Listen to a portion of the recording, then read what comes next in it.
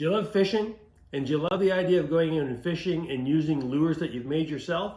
Well, stick around because I'm going to show you how you can turn this into this. Okay, so it's jig making day. So I'm going to show you exactly how I make my own jigs. So my favorite jig that I buy is called the VMC Moon Eye, and I love the idea of being able to make my own. There's just something about going out and catching fish with a lure that you've made yourself that's more appealing. So let me show you exactly what I purchased in order to get this going, and then I'm going to show you how I make them.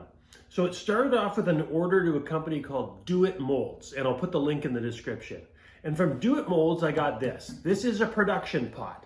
Now this is just a piece of cardboard that I'm using to catch some extra spillover. But the production pot allows me to heat the lead inside, and then this lever allows me to release the lead, which makes it really easy. Some people will do like a pour method where they have a bottle of hot lead, they'll scoop with a ladle and pour it in. This is just a lot more precise. So you need yourself a production pot. The next thing you're gonna need is your lead.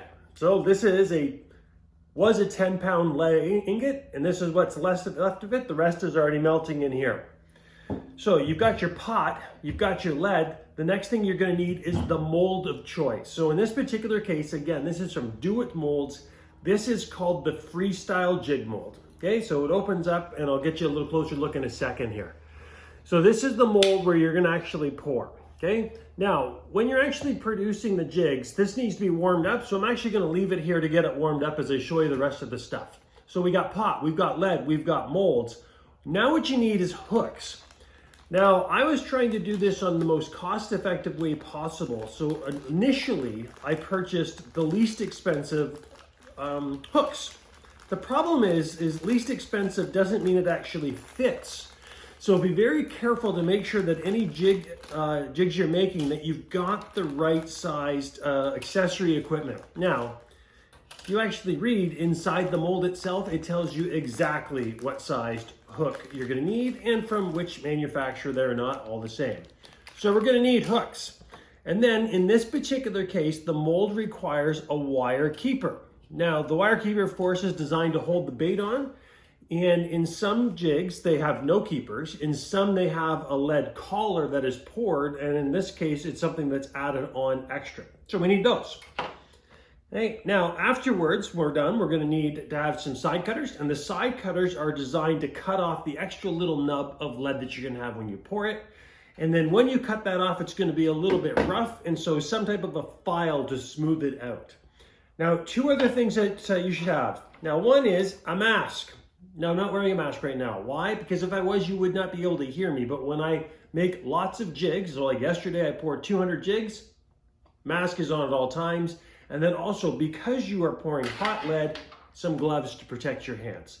So that's the gear that you would need to get going. And in this case, I got one mold, and I'm gonna make it jigs.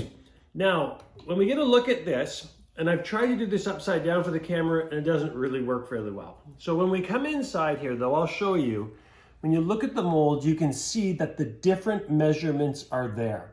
So I can go anywhere from a 1/2 ounce down to a 3/16. My preferred jig is about a 1/4 ounce or a 3/16. So I'm going to make a couple of those first. So I'll show you how it is. You can come on in here. And what you need to be able to do, and this is finicky work. First of all, you got to put your hook into the spot that of the one that you're going to do. And then you'll see there's a little section of the mold here where it's designed to take that little extra keeper. So it'll be hard for me to do this for you to see it. But you'll see now I have put in the wire keeper into the slot. Now I'll do two on this round.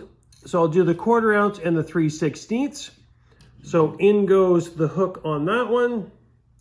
And now I'll try and put this wire keeper in without it wrecking. There you go. Now, you will know, see that one was off a bit? You will know if they are lined up when you go to close it. So when I close it, you should hear a nice snap. Snap means nice and closed, and also when you look down, you will see any gaps. So I need to know which holes am I pouring in. In this case, I know I'm going into these two because that's where I've placed. So now we need to pour. So we come underneath and there's actually just a little bit of a nipple at the bottom of this where the hot lead will pour out of. And so you're looking to pour it in one shot.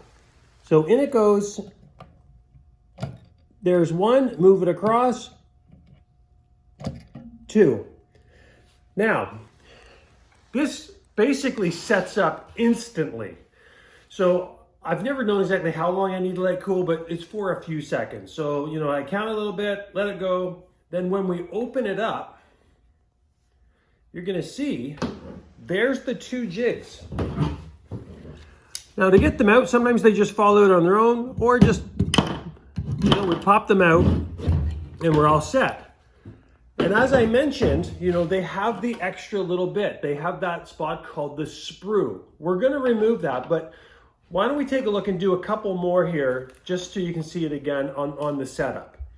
So I'll get myself a couple of wires, and I'll do this, you know, without bringing in the camera.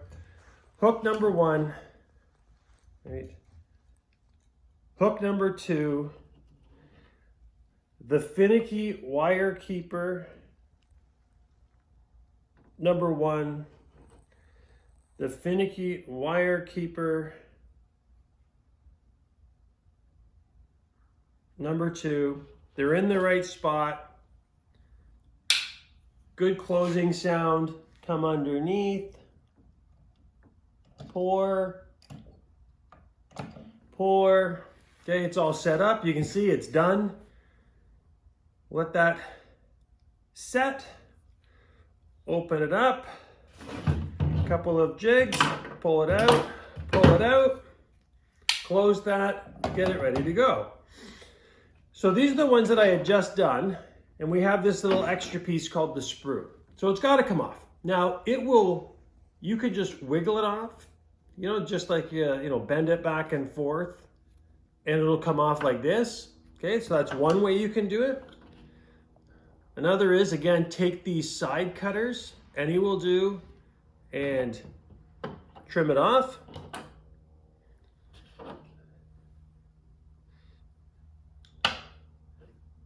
The side cutter is probably the fastest way to do it, but really it's personal preference, and it depends on if you've got, you know, someone else helping you do it. But once they come off, we don't get rid of those. But once you're done here, no matter how you pull it off, there will be a rough edge here. So I don't know if you can come in and see that there's a little bit of a rough edge on the tip. And now, is the fish going to care about that rough edge? No. But when you go to paint it, if you're gonna paint it, that rough edge will really be highlighted and magnified. So you take your file, right, and give it a few strokes, and it'll come right off, okay? Again, I don't sell these. These are for personal preference. So the only person that has to be satisfied with how smooth they are is me. And from doing a bunch of these and painting them, I have a pretty good, you know, sense as to how smooth it's gotta be for that the paint not to really show off, and different paint colors will really magnify, you know, any rough edges. So when we get this done, okay, and because lead is so soft, it does not take much to smooth it off. So you see here we got some jigs. Now these sprues, you save them because they're perfectly good lead. And normally what I'll do is after I'm done a collection, I'll take those and I put them in a little container, and these get put right back into the pot. They get melted down, and then you use them again. All right, so now that we've done these jigs, it's time to paint them up. So in the next video, I'm gonna show you how I paint the jigs up.